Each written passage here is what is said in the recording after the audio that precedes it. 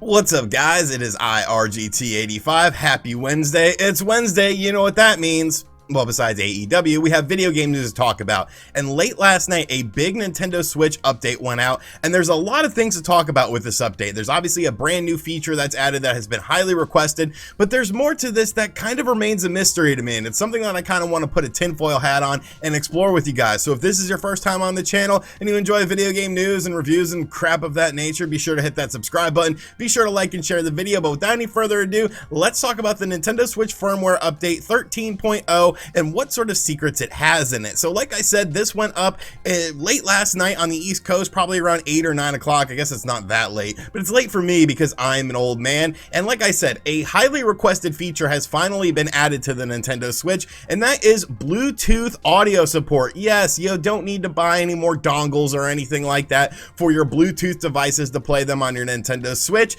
The Bluetooth support is now integrated into the system, but there are some limitations. So basically, headphones, earbuds, and speakers and other audio devices that connect with Bluetooth can now be paired with the Nintendo Switch family of systems for audio output. Bluetooth microphones are not supported. Up to 2 compatible wireless controllers can be connected to the system while using Bluetooth audio, and Bluetooth audio cannot be used while wireless communication is active. So obviously this is across all of the Nintendo Switch systems, including the upcoming OLED, the standard Nintendo Switch base model, which should be getting a price drop very soon, I feel, and of course the Nintendo Switch Lite. Now, Bluetooth audio is a great thing because I think most of us have a Bluetooth headset, and it would be nice to be able to use that with your Nintendo Switch instead of having to plug something in that just feels so archaic. And like I said, this is a big feature that a lot of people have wanted, but obviously there is a drawback with this, and that is the fact that Bluetooth microphones are not supported.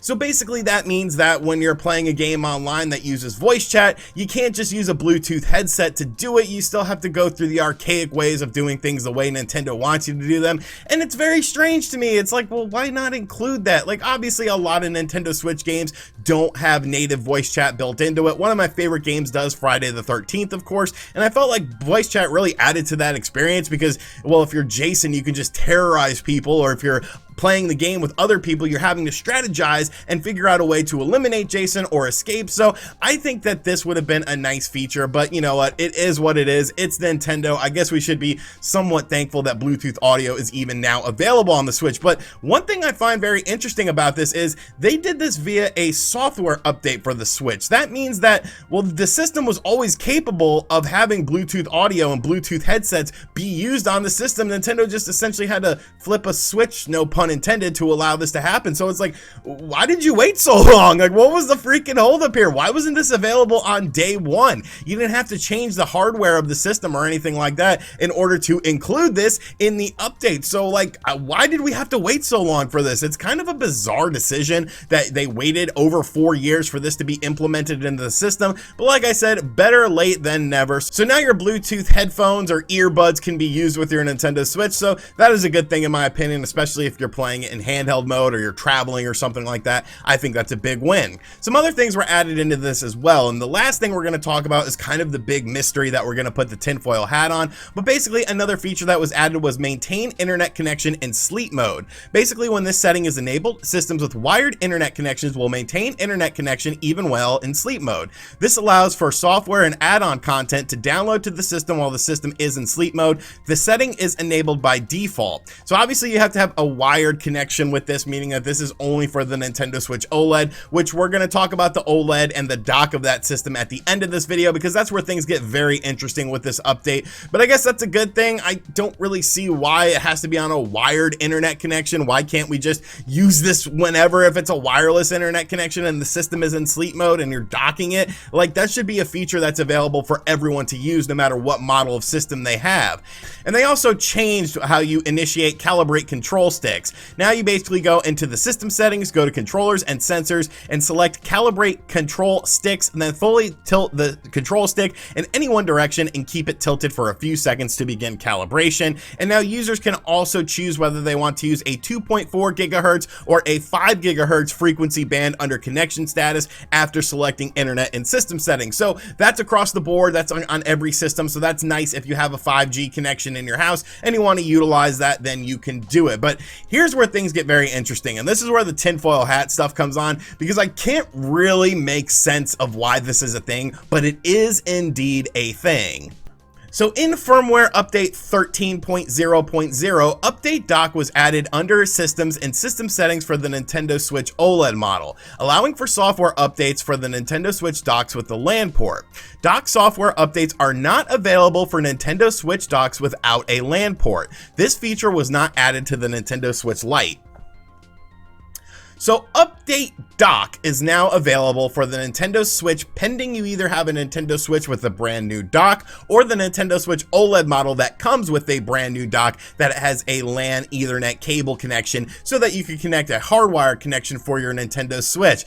And I'm not really buying the face value of this because of the fact that this isn't update your system settings, this isn't update games, this is update dock, meaning that it has to do with the dock itself. It doesn't necessarily have to do with firmware updates like we just talked about with the whole thing where you can maintain an internet connection in sleep mode. That means that you can update your system, your firmware, and your games while the system is in sleep mode while using a LAN connection. That doesn't have anything to do with the dock itself. That's utilizing that one internet connection. This is actually update dock, so you can update and get firmware updates for your Nintendo Switch dock pending it is the OLED model brand new dock. So I think there's something more to this dock, and that's something I've been saying ever since we saw the Nintendo Switch OLED be unveiled. I thought it was kind of weird that they changed the dock and they put in this LAN connection that you can have, but I felt like maybe there was something more to it, and I think this is sort of proof that there is something more to it. Now, I could just be completely wrong on this. You guys know I'm not a big tech head or anything like that, so it could just be to simply update the system itself and have nothing to do with the dock. But when it's called update dock, like, that means that there's some sort of internals inside of the Nintendo Switch dock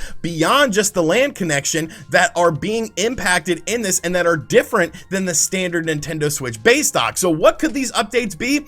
I'm not going to speculate too much on that because, I mean, you know, there's so much stuff going on with the system. There's so many theories and speculation out there about the whole Nintendo Switch Pro, Nintendo Switch Revision thing. Could that play a role into this? Could Nintendo be going down a business model where you do something like you buy an upgraded dock and then that upgraded dock can do things that the standard dock can't do, and then you couple that with a system that maybe is marketed at $199 that comes out that doesn't include a dock that is actually more capable than the standard Nintendo Switch OLED model while the other Nintendo Switch gets phased out, and you have the OLED model, the stronger model, and the Nintendo Switch Lite all coming in at different price points, and you can sort of piece it together. Like, look, I told you I'm going down a rabbit hole with this, but I definitely feel like there's something else going on with this. There is some sort of surprise thing that is happening with this, and a lot of times when we get bigger Nintendo Switch firmware updates, data miners usually find stuff that sort of leads people to believe that, hey, maybe there's something else going on with this, maybe some additional features are being added, maybe something new is coming along.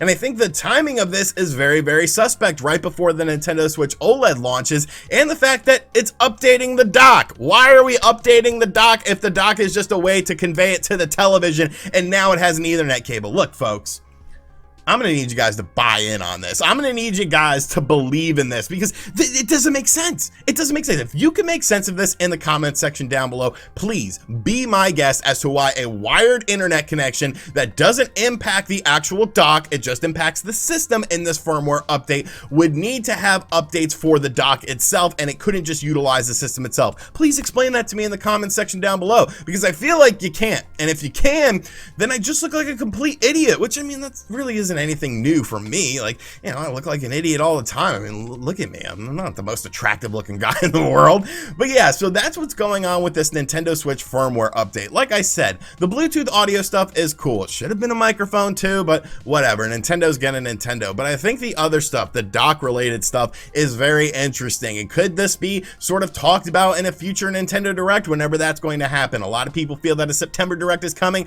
I'm definitely one of those people. Kind of surprised we haven't seen anything yet, but who knows? I'm filming this video on Tuesday night, so maybe Wednesday afternoon Nintendo says, hey, there's a Nintendo Direct, suck it, RGT, you already made your video today. And then I'm just kind of annoyed. So let me know in the comment section down below what you think of this update. Do you think I'm looking too deep into it? Because, I mean, there is a chance that I am. And as always, guys, thank you for checking out this video. Like I said at the start, if you are new to the channel, be sure to hit that subscribe button. Be sure to like and share the video as well. And of course, I'll catch you guys on the next video. Later.